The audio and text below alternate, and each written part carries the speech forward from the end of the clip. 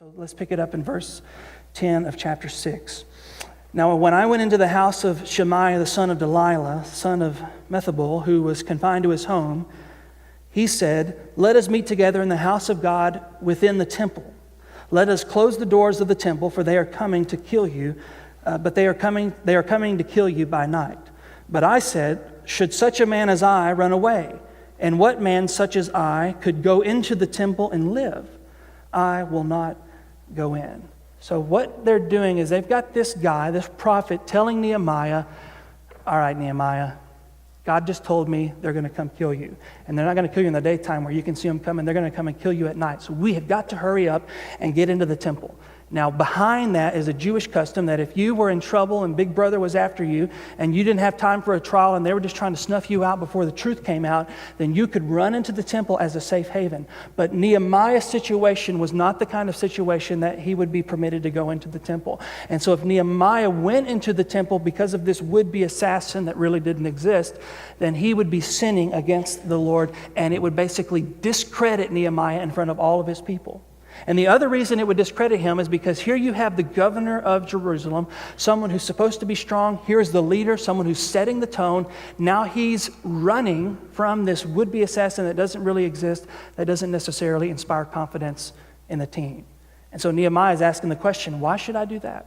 Why would I go into the temple? Probably Nehemiah realized there's something up with this guy, and sure enough, he figures that out. If you look there in verse 12, "I understood that God had not sent this guy, but that he had pronounced the prophecy against me because Tobiah and Sanballat had hired him. For this purpose he was hired," here it is, "that I should be afraid and act in this way and sin, and so they could give me a bad name in order to taunt me. So remember Tobiah and Sanballat, oh my God, according to these things that they did, and also the prophetess Noadiah and the rest of the prophets who would make me afraid." That's it. They were trying to distract Nehemiah with fear and allowing his fear to cause him to do something that he knew he shouldn't have done so that they could discredit him in front of everyone else. And so he responds to them basically saying, "You know what? Kill me. Even if my safety is at stake, there's something bigger going on here than my life." If Nehemiah was in this vision for himself, I'm sure he would have run. But Nehemiah understands there's something bigger going on than just my success. There's something, it's not about my agenda. It's about what God's trying to do in Jerusalem. And so if I need to lose my life, then I'm going to lose my life. I'm going to face my fear and hold fast to the vision. I will not be distracted by fear. And it's so true in our life. There are at the beginning point of a vision, when it's with your kids or with your marriage, or when you're really facing opposition and they're really trying to undermine you, there are moments in which you're going to have to face your fear. You're going to have to say, "You know what, Lord, it's not about me, it's about you. But what if I fail, and what if I don't get the capital, and what if this person turns me down?" All of those what ifs, you have to come to a point where you say, "I'm going to entrust that to God. If God's called me through it, then I'm going to leave the what ifs in His court. I know that I'm expendable, and so I'm going to hold fast to the vision."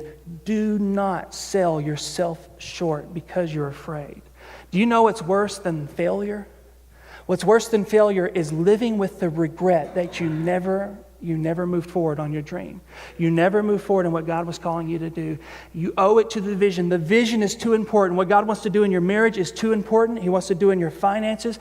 What He wants to do in this church is too important to be controlled by fear or distracted by fear. So you move forward, not letting yourself be distracted by the fears.